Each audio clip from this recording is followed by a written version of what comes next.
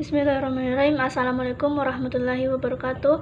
Perkenalkan, nama saya Andini dengan sambuk F1 C11927 dari jurusan Kimia MIPA. Pada kesempatan kali ini saya akan menjelaskan mengenai materi hormon. Baiklah, langsung saja, apa itu hormon? Hormon adalah zat kimia yang dihasilkan oleh kelenjar endokrin atau kelenjar buntu. Kelenjar ini merupakan kelenjar yang tidak mempunyai saluran sehingga sekresinya akan masuk aliran darah dan mengikuti peredaran darah ke seluruh tubuh. Apabila sampai pada suatu organ target, maka hormon akan merangsang terjadinya perubahan. Pada umumnya, pengaruh hormon berbeda dengan saraf. Perubahan yang dikontrol hormon biasanya merupakan perubahan yang memerlukan waktu panjang. Nah, mengapa disebut endokrin? Karena hasil ekskresinya tidak dibuang keluar tubuh tetapi masuk ke dalam aliran darah, sedangkan eksotrin hasil sekresinya dibuang keluar tubuh atau kelenjar ludah, keringat, dan urin. Kemudian untuk penggolongan hormon berdasarkan senyawa penyusunnya, yang pertama, golongan steroid yang berfungsi untuk membantu tubuh agar berfungsi dengan baik.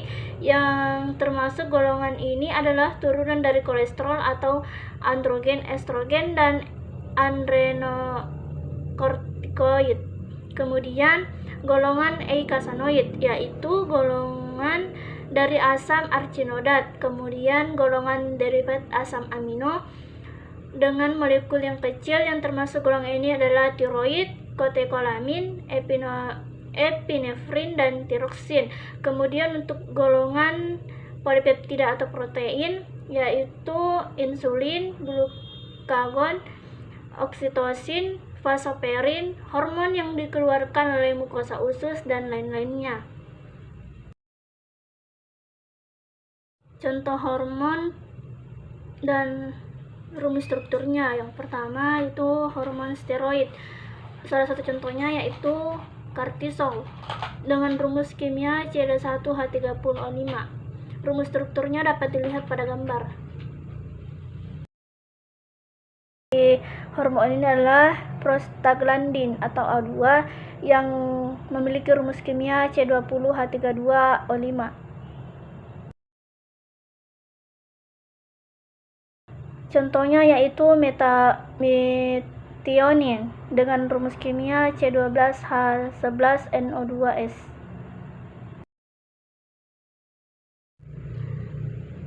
Untuk contoh hormon struktur yang terakhir yaitu hormon peptida atau yang dikenal sebagai protein.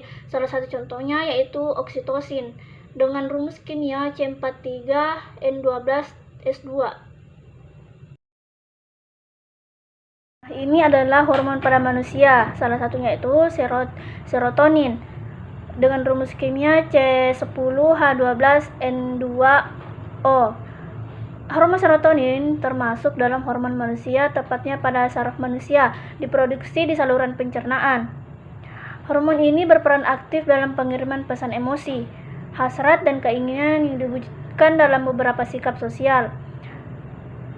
Hormon serotonin ini sendiri dibentuk di dalam otak melalui proses biokimia yang unik. Serotonin terbentuk dari triptofan yang berkomunikasi dengan triptofan hidroksilase sebagai reaktor kimia dari hormon serotonin tersebut. Meskipun pembentukan hormon serotonin tersebut terjadi di otak dan memang otak merupakan pengguna terbesar hormon ini, namun 90%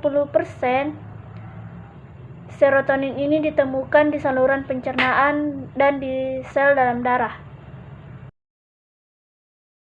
Kemudian untuk mekanisme kerja dari serotonin, yaitu serotonin otak dibentuk oleh asam amino triptofan.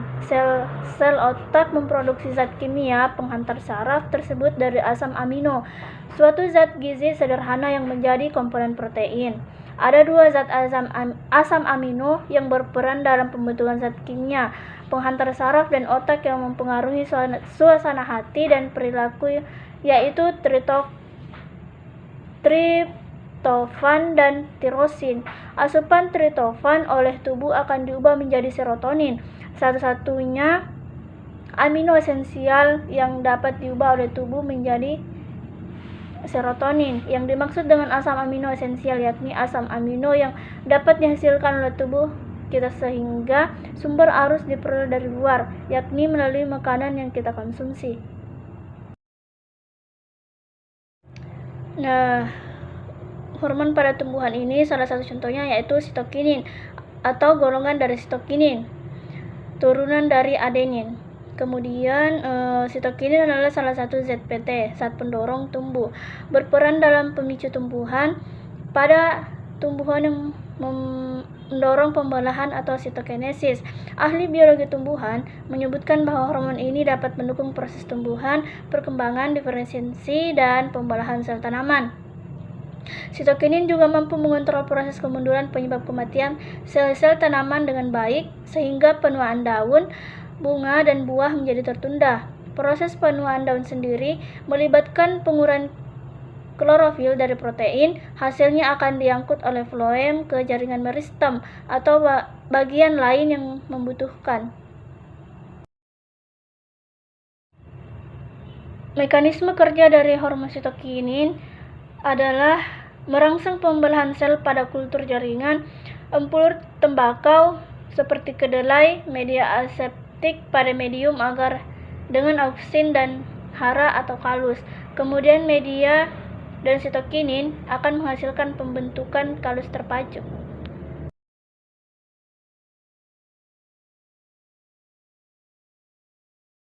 Itulah tadi presentasi mengenai materi hormon, lebih dan kurangnya mohon dimaafkan. Wassalamualaikum warahmatullahi wabarakatuh.